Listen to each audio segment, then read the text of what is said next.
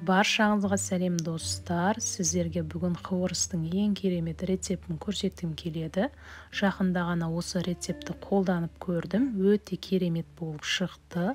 Песочный қытырлақ болып шығады. Шаймен ішкенге өте керемет. Міндетті түрде жасап көріңіздер.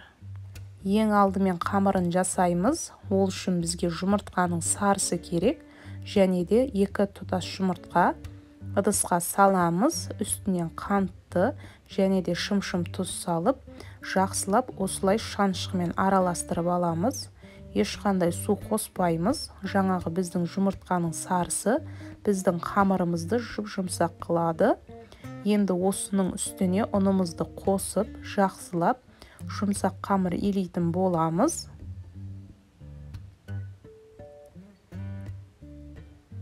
Біздің қамырымыз осындай болып шығады. Егер ұн жеткіліксіз болса, кішкене ғана салуға болады, бірақ көп салмаңыздар.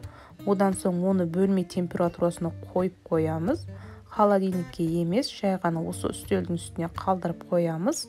30 минуттай тұруы керек, үйі қанады. Кейін біз оны жұп-жұқа етіп, осы дастарханда жаятын боламыз. 2-ге бөліп жайсаңыздар да болады. Мен үлкен зуала етіп, бірден жая салдым.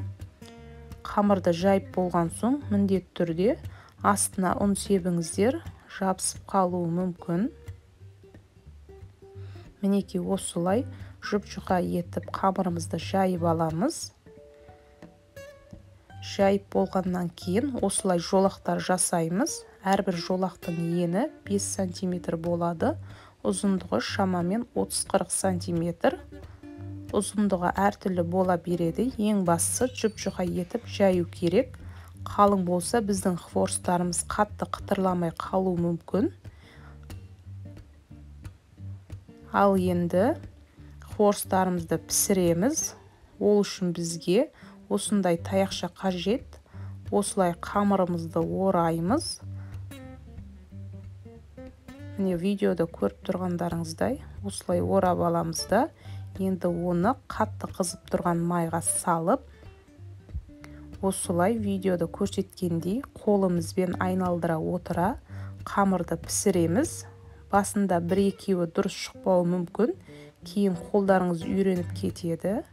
Ең бастысы осылай тез-тез айналдырып, розышка гүлін, яғни спираль тәрізді етіп шығаруымыз қажет. Хворсты майда максимум 1 минут ұстасаңыздар жеткілікті. 2 жағында пісіреміз. Тіпті 30 секундта пісіп қалады. Ақшыл болса да пісті деген сөз. Егер қоңырқай болғанын қаласаңыздар, көбірек ұстауларыңызға болады. Маған осылай ұнайды, ақшыл болып піскені. Мінекей осылай қолымызбен айналдыра отырып пісіреміз. Мінекей біздің хворст дайын. Міндетті түрде қағаз сүлгіге салып майын сорғытып алыңыздар. Шаймен ішкенге өте керемет болады. Міндетті түрде жасап көріңіздер. Рецепт қатты ұнады маған. Қараңыздаршы, көріп тұрғандарыңыздай қытырлап, үгітіліп тұр. Каналыма тіркеліп, лайк басып, комментарий қоюды ұмытпаңыздар. Сіздермен болған Феруза. Қош сау болыңыздар.